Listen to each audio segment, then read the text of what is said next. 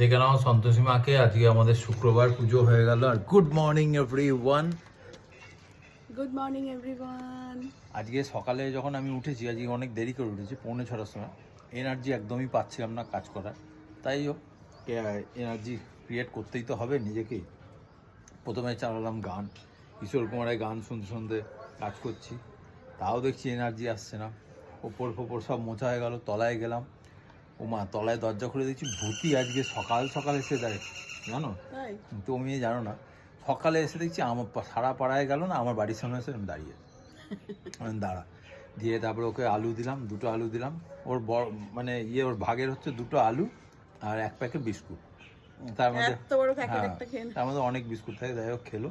সেটা দেখছি আবার দাঁড়িয়ে আছে, আবার 2টো আলু দিলাম। মানে ভূতি এবারে যা, আমার নাহলে কাজগুলো হবে না। ওমা, ভূতিকে যেই খাওয়ালাম, তারপরে দেখছি তাং করে এনার্জি বেড়ে গেল আমার। আমি জানি না, হয়তো সকাল থেকে মানে সকালে উঠে বাবার নামও করি। আজকে সেরকম বাবাকেও দেখতে ইচ্ছা করছে না, মানে ভালো লাগছে না, কেমন যেন মনে হচ্ছে শুয়ে থাকি।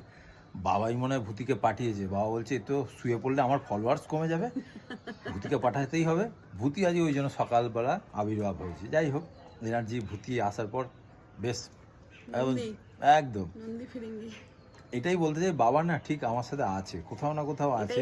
মেডিটেশন, এটাই হচ্ছে ব্যাপার। এই জন্য তোমাদের সাথে শেয়ার করলাম, নিশ্চয়ই ভালো লাগবে তোমাদের।